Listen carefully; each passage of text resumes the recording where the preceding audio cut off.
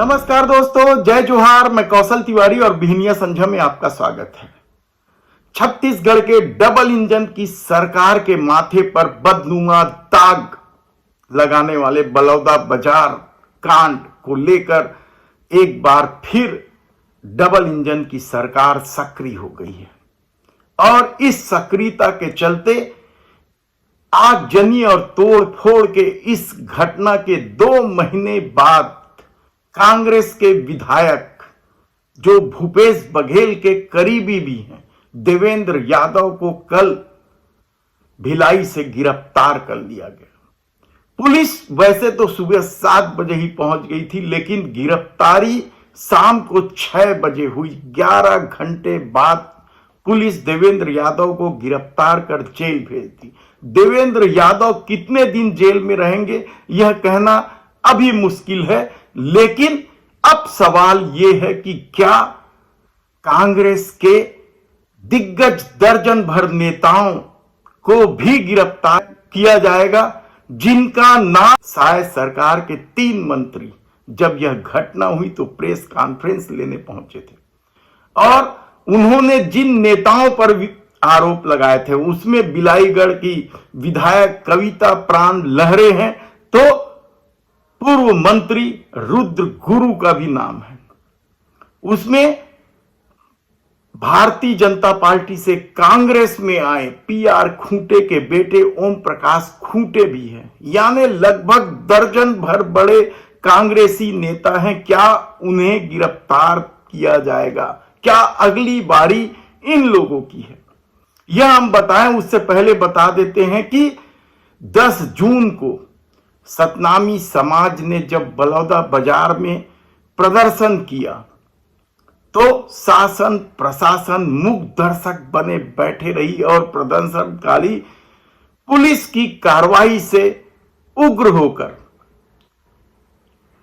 SP दफ्तर को आग के हवाले कर दिया। तो कलेक्टोरेट में भी जमकर तोड़फोड़ की गई और यहां तक कहा जा रहा है कि तमाम सरकारी रिकॉर्ड जो जमीन के थे रजिस्ट्री दफ्तर में भी आगजनी कर दी गई। इस घटना के बाद सरकार लीपापोती करने के लिए तत्कालीन कलेक्टर और एसपी को वहां से हटा दिया था, लेकिन जब बवाल मचा, सत्ता की करतूतों का पर्दाफाश होने लगा, सत्ता की नाकामियां सर चढ़कर बोलने लगी, तब आनंद फानन में एसपी और कलेक्टर को निलंबित कर नए एसपी कलेक्टर की नियुक्ति की गई और उसके बाद पुलिसिया अत्याचार की कहानी भी सुनाई देने लगी। किस तरीके से गांव-गांव में जाकर पुलिस आंदोलन में शामिल लोगों को गिरफ्तार कर रही है। उन लोगों को भी गिरफ्तार करने लगी थी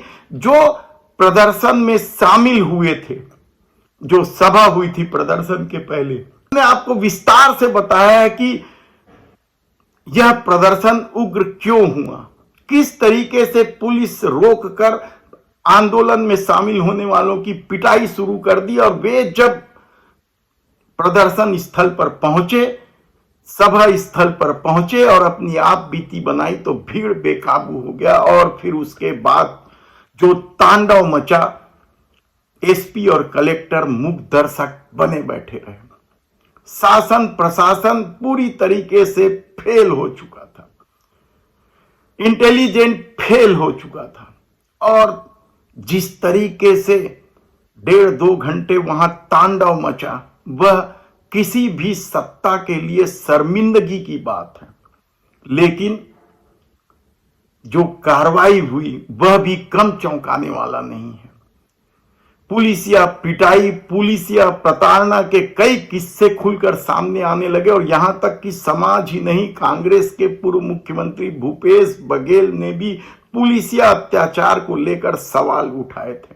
शायद सरकार के 3 मंत्रियों ने तो बाकायदा प्रेस कॉन्फ्रेंस लेकर तस्वीरें जारी की थी कि कांग्रेस के कौन कौन से नेता इस आंदोलन में शामिल थे और उनका आरोप था कि उनके उकसाने पर ही यह आगजनी और तोड़फोड़ की घटना हुई।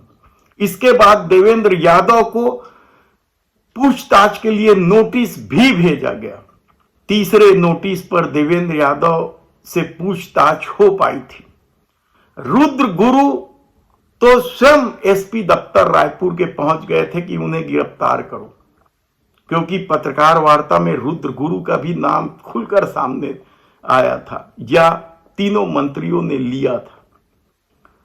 यही नहीं, विधानसभा में भी यह मामला उठा और 10 जून के बाद की उस घटना के बाद सरकार लगातार सक्रिय होने का दावा करते रही, लेकिन 2 महीने बाद कल देवेंद्र यादव को गिरफ्तार किया।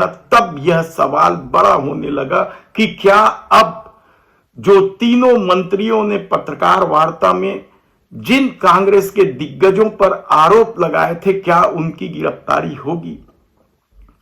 कविता प्राण लहरे, रुद्र गुरु, ओम प्रकाश खूंटे, ये सब सतनामी समाज के बड़े चेहरे हैं। वहीं जो देवेंद्र यादव है वो गैर सतनामी है, उनकी गिरफ्तारी हुई है।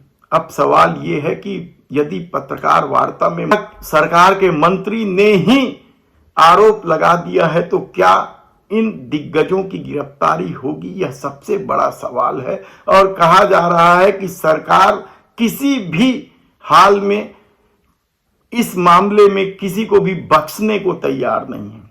हालांकि कांग्रेस के नेता भूपेश बघेल ने या दीपक बैज ने देवेंद्र यादव की गिरफ्तारी को साजिश करार दिया है, बदले की भावना करार दिया है।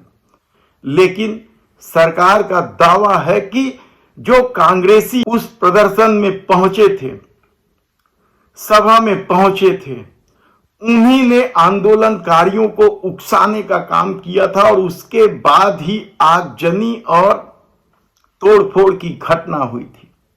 गृह मंत्री विजय शर्मा ने इस मामले में साफ तौर पर कह दिया है कि पुलिस अपना काम कर रही है, जांच में जिनके नाम आएंगे उन्हें गिरफ्तार किया जाएगा। तब ऐसी परिस्थिति में जो घटना हुई, जो विजय शर्मा के फेलवर होने का संकेत देती है, तब क्या आने वाले दिनों में कांग्रेस के जिन दर्जन भर दिग्गज नेताओं के नाम पत्रकार वार्ता में लिए गए थे, उनकी गिरफ्तारी होगी? देखना होगा। धन्यवाद।